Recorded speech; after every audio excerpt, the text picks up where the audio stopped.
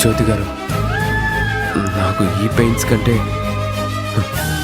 అమ్మ ఏం గొడవ చేస్తుందోననే భయమే ఎక్కువగా ఉంది.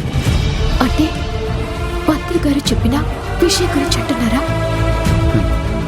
అవును. జ్యోతి, అసలు ఈ గొడవలన్నింటికీ కారణం నేనే. నువ్వు నా గురించి స్వామివారి కళ్యాణం చేయిస్తానని మొక్కుకొని ఉండకపోతే ఇదంతా జరిగేదే కాదు.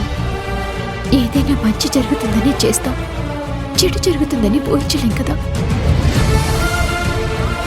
జ్యోతి గారు, నాకు ఇలా అయిందని మా అమ్మకి ఫోన్ చేసి చెప్పారా? చెప్పకుండా ఎలా ఉంటాడు దొరబాబు? రాజీవ్, ఇప్పుడు నీకెలా ఉంది?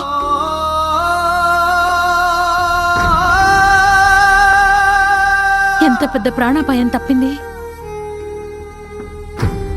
ఏం కాలేదమ్మా, నువ్వేం టెన్షన్ పడకు. ఏం కాలేదని అంత తేలిగ్గా కొట్టుపడేస్తావేంటి రాజీవ్? ఆ దేవుడి దయ వల్ల పెద్ద ఇంజురీస్ ఏం కాలేదు. ఒకవేళ అయ్యుంటే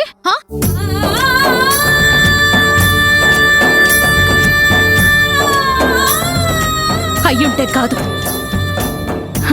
ఈ శనిమోహన్ది నా కొడుకు జీవితంలో ఉంటే డెఫినెట్ గా అయి తీరుతుంది.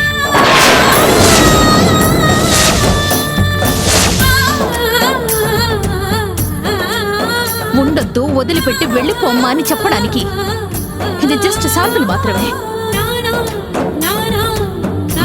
నాకు యాక్సిడెంట్ జరగడానికి, జ్యోతి నా లైఫ్ లో ఉండడానికి ఏంటమ్మా సంబంధం? రోడ్డు దాటుతున్నప్పుడు చూసుకోకపోవడం నా తప్పు, కానీ నాకిలా కావడానికి తన ప్రమేయం ఏముంది? చాలరా, ఇది నీకు భార్యగా ఉంటే నీకు ప్రాణగండం తప్పదు అని పంతులు గారు చెప్పారు. అందుకు ఈ యాక్సిడెంటే సాక్ష్యంగా క్లియర్ గా కనిపిస్తూ ఉంటే ఇంకా దీన్నే వెనకేసుకొస్తావేంట్రా? అత్తయ్య గారు, పంతులు గారిని మభ్యపెట్టి ఇదంతా ఎవరో కావాలని చేస్తున్నారు తప్ప భార్య ఉంటే భర్తకి ప్రాణహాని అని ఎక్కడ ఉండదు. ఏంటి నన్ను చూసి చెప్తున్నావు? అంటే పంతులు గారితో కావాలని నేనే చెప్పించానంటున్నావా? నీ పేరు నేను చెప్పానా? నువ్వెందుకు భుజాలు తడుముకుంటున్నావు? తెలివిగా మాట్లాడుతున్నాను అనుకోకు జ్యోతి. అసలు ఇదంతా వచ్చింది నీ వల్లే కదా. నింద నీ మీద పడకుండా ఉండడానికి ఇండైరెక్ట్ గా ఆ నింద నా మీద వేస్తున్నావా? నా వల్ల కావడానికి నేనే తప్పు చేశాను. చాలే, నోరు మూసుకో. పంతులు గారు తప్పు అనర్థమని చెప్పిన తర్వాత కూడా ఈవిడ గారి కోసం నువ్వు బ్రహ్మముడి విప్పి గుడి దాటి వెళ్ళావు. అందుకే ఇంత పెద్ద ప్రమాదం జరిగింది.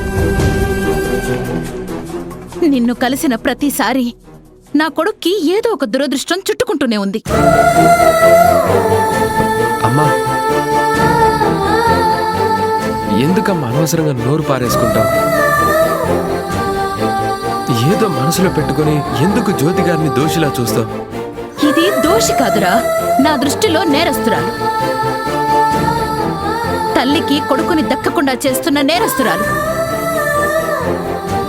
నీ కొడుకుని నేనెందుకు దూరం చేస్తాను? అసలు ఆ ఉద్దేశం నాకు లేనే లేదు. ఏంటి ఏంటి నోరు లేస్తోంది? నువ్వు ఏ ముహూర్తాన వీడికి పరిచయం అయ్యావో అప్పట్నుంచి క్రమక్రమంగా నా కొడుకు నాకు దూరం అవుతూనే ఉన్నాడు. ఇప్పుడు వాడి ప్రాణాలకే ఎసరు పెట్టావు.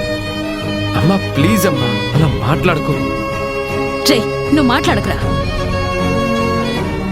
ఇంతకు ముందు ఒకసారి నేను వద్దు అంటే వెళ్ళి దీన్ని కలిసావు. నీ కారు చెట్టు గుద్దుకొని యాక్సిడెంట్ అయింది. త్రుటిలో ప్రాణాపాయం నుంచి బయటపడ్డావు. ఇవాళ కూడా క్లియర్ గా నీతో చెప్పాను, జ్యోతిని కలవద్దు అని.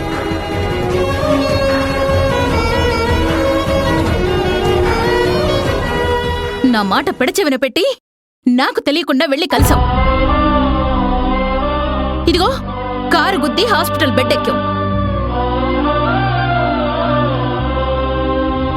ఇప్పుడు తెలిసింది కదా ఇది నీ భార్యగా ఉంటే నువ్వు ప్రాణాలతో ఉండవు అని